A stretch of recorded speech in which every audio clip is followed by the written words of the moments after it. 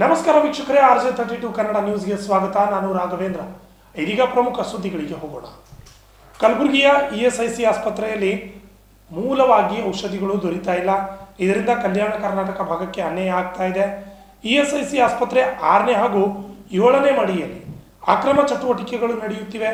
ಅದರಂತೆ ಕಮಲಾಪುರ ಪೊಲೀಸ್ ಠಾಣೆಯಲ್ಲಿ ಅಧಿಕಾರಿಗಳು ತಮ್ಮ ಕೆಲಸವನ್ನು ದುರುಪಯೋಗ ಪಡಿಸಿಕೊಳ್ತಾ ಇದ್ದಾರೆ ಅಂತ ಚನ್ನವೀರ್ ದಸ್ತಾಪುರ್ ಕಿಡಿಕಾರಿದ್ದಾರೆ. ಇಂದು ನಗರದ ಪತ್ರಿಕಾ ಭವನದಲ್ಲಿ ನಡೆದ ಸುದ್ದಿಗೋಷ್ಠಿಯಲ್ಲಿ ಮಾತನಾಡಿದ ಅವರು, ಕಲಬುರಗಿ ESIC ಆಸ್ಪತ್ರೆಯಲ್ಲಿ ಯಾರೂ ಹೇಳೋರು ಕೇಳೋರು ಇಲ್ಲದಂತಾಗಿದೆ. ಈ ಆಸ್ಪತ್ರೆಯಲ್ಲಿ ಇಂಜೆಕ್ಷನ್ಗಳು ಹೊರಗಿನಿಂದಲೇ ತರಬೇಕಾಗಿದೆ ಎಂದು ಕಿಡಿಕಾರಿದರು. ಅಲ್ಲದೆ ಈ ಆಸ್ಪತ್ರೆಯ 6ನೇ ಮಹಡಿ ಹಾಗೂ 7ನೇ ಮಹಡಿಯಲ್ಲಿ ಅಕ್ರಮ ಚಟುವಟಿಕೆಗಳು ನಡೆದರೂ ಕೂಡ ಯಾರೂ ಹೇಳೋರು ಕೇಳೋರು ಇಲ್ಲದಂತಾಗಿದೆ ಎಂದರು. ಬರೀ ಗ್ಲುಕೋಸ್ ಹಚ್ತಾರ, ಇಂಜೆಕ್ಷನ್ ಇರಲಿ, ಒಂದು ಟ್ಯಾಬ್ಲೆಟ್ ಇರಲಿ, ಎಲ್ಲ ಹೊರಗಿಂದ ಬರ್ಕೊಡ್ತಾ ಇದ್ದಾರೆ. ಮತ್ತು ಎರಡನೇದಾಗಿ ಏನಪ್ಪ ಅಂದ್ರೆ ಅಲ್ಲಿ ಸಾರ್ವಜನಿಕರು ಅವರು ಸತತವಾಗಿ 10 ವರ್ಷಗಳಿಂದ ಕೆಲಸ ಮಾಡ್ತಾಯಿದ್ರು. ಅವ್ರಿಗೆ ಕನ್ನಡ ಮಾತಾಡೋಕ್ಕೆ ಬರ್ತಾಯಿಲ್ಲ. ಇವತ್ತು ಅವ್ರು ದೊಡ್ಡ ದೊಡ್ಡ ಡಾಕ್ಟ್ರುಗಳು ಇವತ್ತು 10-12 ವರ್ಷ ಹಿಡಿದು ಇಲ್ಲಿ ESIC ಆಸ್ಪತ್ರೆ ನಮ್ಮ ಕಲ್ಯಾಣ ಕರ್ನಾಟಕ ಭಾಗದಾಗ ಒಂದು ಕರ್ನಾಟಕದಲ್ಲಿ ಬಂದು ಕೆಲಸ ಮಾಡ್ತಾಯಿದ್ರು. ಒಂದು ಎಜುಕೇಟೆಡ್ ಆಗಿ ಅವ್ರಿಗೆ ಕನ್ನಡ ಮಾತಾಡೋಕೆ ಕಲಿಲಿಲ್ಲ ಅಂದರೆ ಇವತ್ತು ನಮ್ಮ ಹಳ್ಳಿನಿಂದ ಬಂದಕ್ಕಂಥ ಒಂದು ಪೇಷಂಟ್ಗಳು ಅವರಿಗೆ ಅವ್ರದ್ದೇ ಆದಂಥ ಒಂದು ಭಾಷೆದಲ್ಲಿ ಹೇಳಿದ್ರೆ ಅವ್ರಿಗೆ ಅರಿವು ಆಗ್ತಾ ಇಲ್ಲ. ಅವರಿಗೆ ಒಂದು ಯಾವುದೇ ರೀತಿಯಿಂದ ಒಂದು ಸೊಲ್ಯೂಷನ್ ಸರಿಯಾಗಿ ಸಿಗ್ತಾ ಇಲ್ಲ ಅನ್ನೋದು. ಮತ್ತು ಇನ್ನೊಂದೇನಪ್ಪ ಅಂದ್ರೆ ಇವತ್ತು ಇದರಿಂದ ರೋಗಿಗಳಿಗೆ ಸಮಸ್ಯೆ ಆಗುತ್ತದೆ. ಆದರೆ ಈಗ ಇತ್ತೀಚೆಗೆ ನೀವು ನೋಡೋ ಪ್ರಕಾರ ಒಂದು ತಿಂಗಳ ಹಿಂದ್ಗಡೆ ಅಲ್ಲಿ ESIC ಆಸ್ಪತ್ರೆಯಲ್ಲಿ ರೇಫ್ ಆಯಿತು.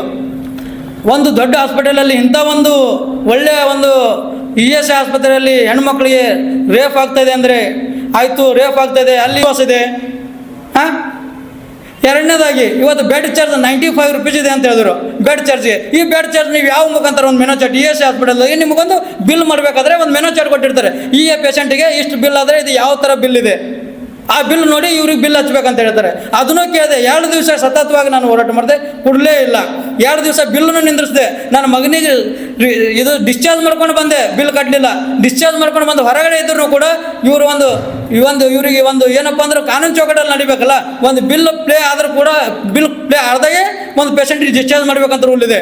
ಇವತ್ತು ನನ್ನ ಮಗನಿಗೆ ಡಿಸ್ಚಾರ್ಜ್ ಮಾಡ್ಕೊಂಡು ಹೊರಗಡೆ ಬಂದರೂ ಕೂಡ ಅವ್ರು ಬಿಲ್ ಪೇ ಮಾಡೇ ಇರಲ್ಲ, ನಾನು ಬಿಲ್ ಮಾಡಿದೇ ಇರಲ್ಲ. ಇಷ್ಟೊಂದು ಸಮಸ್ಯೆ ಆಗ್ತಾ ಇದೆ. ಆದರೆ ಇವತ್ತು ಏನು ಈ ಥರ ನಡೀತಾ ಇದೆ ಅನ್ನೋದೇ ನನಗೆ ಸಮಸ್ಯೆ ಆಗಿದೆ. ಇವತ್ತು DN ಹತ್ರ ನಾನು ಡಿಸ್ಕಸ್ ಮಾಡಿದೆ, ಏನು ಸರ್ ನಿಮ್ಮ ESIC ಹಾಸ್ಪಿಟಲಲ್ಲಿ ಇವತ್ತು ಇಷ್ಟೊಂದು ಭ್ರಷ್ಟಾಚಾರ ನಡೀತಿದೆ, ನೀವೇನು ಮಾಡ್ತಾ ಇದ್ದೀರಿ ಅಂದರೆ ಅವ್ರಂತಾರೆ ನೇರವಾಗಿ ಇಲ್ಲಿ CC ಕ್ಯಾಮ್ರಾ ನಮಗೆ ಸಮಸ್ಯೆ ಇದೆ ರೀ, 80% CC ಕ್ಯಾಮ್ರಾ ಇಲ್ಲ. ನಾವು 2 ವರ್ಷ ಹಿಡಿದು ಸತತವಾಗಿ ಏನಪ್ಪ ಅಂದ್ರೆ CC ಕ್ಯಾಮ್ರಾ ಅರ್ಜಿ ಹಾಕಿದ್ದೇವೆ, ಅದನ್ನು ರೆಡಿ ಆಗ್ಲಿಕ್ಕೆ ಸಾಧ್ಯತೆ ಆಗ್ತಾ ಇಲ್ಲ. ಮತ್ತು ಈ ಥರ ಇಲ್ಲಿ ಮ್ಯಾಲೆ ಈ ಥರ ತೊಂದರೆ ಆಗ್ತಾ ಇದಾವಲ್ಲ, ಇದು ಸೆಕ್ರೆಟರಿಗಳು ಲಿಫ್ಟಲ್ಲಿ ನೀವು ಚೆಕ್ ಮಾಡಬೇಕಲ್ಲ.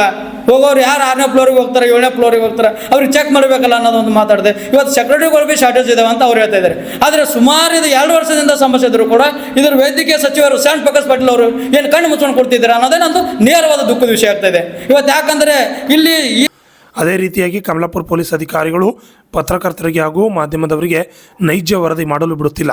ವರದಿ ಮಾಡಲು ಹೋದರೆ ದಬ್ಬಾಳಿಕೆ ಮಾಡಿ ಹೆದರಿಸುತ್ತಿದ್ದಾರೆ ಎಂದು ಕಿಡಿಕಾರಿದರು. Bureau report, RJ32 Kannada news, Kalaburagi. ಅಂದ್ರೆ ಇವತ್ತು ನಾವು ನೇರವಾಗಿ ಸುದ್ದಿ ಮಾಡಿದ್ರೆ ಇವತ್ತು ನಾನೇನಪ್ಪ ಅಂದ್ರೆ ಇವತ್ತು ನಾನು ಒಂದು 2 ವೀಲರ್ ಇದೆ, ಅದಕ್ಕೆ ಬಿಟ್ಟರೆ ಬೇರೆ ಏನಿಲ್ಲ. ಇವತ್ತು ನನ್ನ ತಾಯಿ ತಂದೆ ವಜ್ಜೆ ಆಗಿದ್ದೀನಿ, ಹೆಂಡ್ರ ಮಕ್ಕಳು ವಜ್ಜೆ ಆಗಿದ್ದೀನಿ, ಆದರೂ ಕೂಡ ಸಮಾಜ ಸೇವೆ ಮಾಡ್ತಾಯಿದ್ದೀನಿ. ನನ್ನ ಮನಸ್ಸಿಗೆ ನೆಮ್ಮದಿ ಇದೆ. ಅದಕ್ಕೇನಪ್ಪ ಅಂದ್ರೆ ಪೊಲೀಸ್ ಅಧಿಕಾರಿಗಳು ಇವತ್ತು ನೀವು ಸಾರ್ವಜನಿಕರಿಗೆ 24/7 ರಕ್ಷಣೆ ಕೊಡುವಂಥವ್ರು. ಇವತ್ತು ನೀವು ಶಾಸಕಾಂಗ, ನ್ಯಾಯಾಂಗ, ಕಾರ್ಯಾಂಗ, ಇವತ್ತು ಮಾಧ್ಯಮಾಂಗ, ಇವು 4 ಕಾಲಮ ಒಳ್ಳೆ ರೀತಿಯಿಂದ ಕಾನೂನು ಚೌಕಟ್ಟು ಇದ್ರೆ ಮಾತ್ರ ಮ್ಯಾಗಿನ ಛತ್ ಕರೆಕ್ಟಾಗಿ ನಿಂದಿರ್ತದೆ. ಇವು 4 ಕಾಲಮ್ದಾಗ ಡೊಂಕ ಆಯ್ತಂದ್ರೆ ಸಾರ್ವಜನಿಕರು ನಾವೇನು ಸೇವೆ ಮಾಡಲಿಕ್ಕೆ ಸಾಧ್ಯತೆಯೇ ಆಗೋದಿಲ್ಲ. ಇವತ್ತು ನಾವು ಕೂಡಿ ಏನಪ್ಪ ಅಂದ್ರೆ ಒಳ್ಳೆ ಕೆಲಸ ಮಾಡ್ತಕ್ಕಂಥವ್ರಿಗೆ ಇವತ್ತು ನೇರವಾಗಿ ನಾನು ಏನಾದರೂ ಸಾರ್ವಜನಿಕರಿಗೆ ಧಮಕಿ ಹಾಕಿ, ಇಲ್ಲ ಒಂದು ಅಧಿಕಾರಿಗಳಿಗೆ ಧಮಕಿ ಹಾಕಿ, ಇಲ್ಲ ಒಂದು ಯಾರಿಗಾದರೂ ಒಂದು ಅನ್ನೆಸೆಸರಿಯಾಗಿ ಏನಾರು ಮಾಡಿದರೆ ಇವತ್ತು ನನ್ನೊಂದು ಇಸ್ಪಟ್ಟು ಕೆಲಸ ಇದೆ, ಸೈಡಿ ಬಿಸ್ನೆಸ್ಸು, ಏನು ಮಡ್ಗ ಕೆಲಸ ಇದೆ, ಏನು ರಾಂಡ್ಬಾಜ್ ಕೆಲಸ ಇದೆ, ಏನು ಬೆಟ್ಟಿಂಗ್ ಕೆಲಸ ಇದೆ ಅಂತ ನನಗೆ ಈ ಥರ ಟಾರ್ಚರ್ ಕೊಡ್ತಾ ಇದ್ದೀರಿ. ಇವತ್ತು ಮಾನಸಿಕವಾಗಿ ದೈಹಿಕವಾಗಿ ನಾನು ನುಗ್ತಾ ಇದ್ದೀನಿ. ಯಾಕಂದರೆ ಇವತ್ತು ನನ್ನ ಮ್ಯಾಗೆ ಪೋಸ್ಕೋ ಕೇಸ್ ಬುಕ್ ಮಾಡ್ತಾ ಅಂತ ಹೇಳಿ ಧಮಕಿ ಕೊಡುವಂಥ ಕೆಲಸ ಮಾಡ್ತಾ ಇದ್ದೇವೆ ಇವತ್ತು ಪೊಲೀಸ್ ಅಧಿಕಾರಿಗಳಿಗೆ. ನೇರವಾಗಿ ಎಲ್ಲ ಪೊಲೀಸರು ಅದೇ ಥರ ಇರಲ್ಲ. ಆದರೆ ಒಬ್ಬ ಮಾಡಿದ್ದಕ್ಕೆ ಇಡೀ ಪೊಲೀಸ್ ಡಿಪಾರ್ಟ್ಮೆಂಟ್ದವರು ಇವತ್ತು ಸಾರ್ವಜನಿಕ ಸೇವೆ ಕೊಡುವಂಥವ್ರು, ನೀವು ರಕ್ಷಣೆ ಕೊಡುವಂಥವ್ರು, ಇವತ್ತು ನೀವು ಕಾರ್ಯಾಂಗದವರು, ನಾವು ಮಾಧ್ಯಮದವರು ಇಬ್ಬರು ಕೂಡ ಸತತವಾಗಿ ಸಾರ್ವಜನಿಕ ಸೇವೆ ಮಾಡ್ತಾ ಇರೋರು. ಇವತ್ತು ನಮ್ಮನ್ನೇ ನೀವು ಈ ಥರ ನಮಗೆ ನೇರವಾಗಿ ಹೊಣೆಗಾರ ಮಾಡಿದ್ರೆ, ನೀವು ರಾಜಕಾರಣಿಗಳು ತಂದು ನಿಮಗೆ ಏನಪ್ಪ ಅಂದ್ರೆ ಟ್ರಾನ್ಸ್ಫರ್ ಆ ಕಡೆ ತಂದು ಈ ಕಡೆ ತಂದು ಆ ಕಡೆ ಮಾಡ್ತಾ ಇದ್ದಾರೆ. ಇವತ್ತು ನಿಮ್ಗೆ ಏನಾರೇ ನಾವು ನೇರವಾಗಿ ಹೇಳ್ತಿದ್ದಾರೆ, ರಾಜಕಾರಣಿಗಳು ಕೈಗೊಂಬೆಯಾಗಿ ನೀವು ಕೆಲಸ ಮಾಡ್ತಾ ಇದ್ದೀರಿ ಅಂತ ನಾನು ನೇರವಾಗಿ ಹೇಳೋಕ್ಕೆ ಇಷ್ಟಪಡ್ತಾ ಇದ್ದೀನಿ.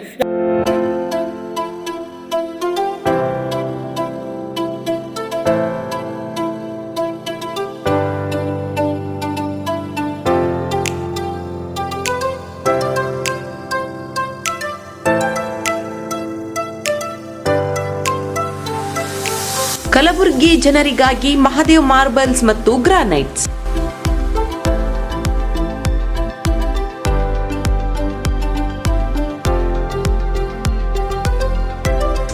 ಉತ್ತಮ ಗುಣಮಟ್ಟದಿಂದ ಕೂಡಿರುವ ಮಾರ್ಬಲ್ಸ್ ಮತ್ತು ಟೈಲ್ಸ್.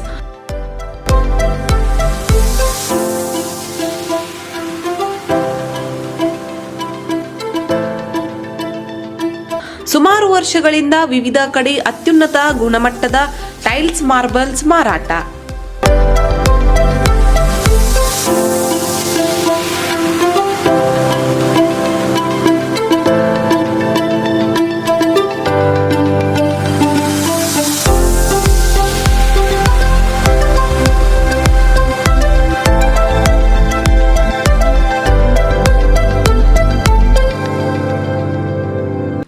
ಸೋಮನಿ ರಾಕ್ ಸಿರಾಮಿಕ್ಸ್ ಒಯಾಸಿಸ್ ಕಂಪನಿಗಳ ಟೈಲ್ಸ್ ಮಾರಾಟ. ಇಲ್ಲಿ ಹೊಸ ಮನೆಗಳ ಕಟ್ಟಡಕ್ಕೆ ಬೇಕಾಗಿರುವ ಎಲ್ಲಾ ರೀತಿಯ ಮಾರ್ಬಲ್ಸ್ ಮತ್ತು ಗ್ರಾನೈಟ್ಸ್ಗಳು ಸಿಗುತ್ತವೆ, ಅದು ಗ್ರಾಹಕರಿಗೆ ಕೈಗೆಟಕುವ ಬೆಲೆಯಲ್ಲಿ.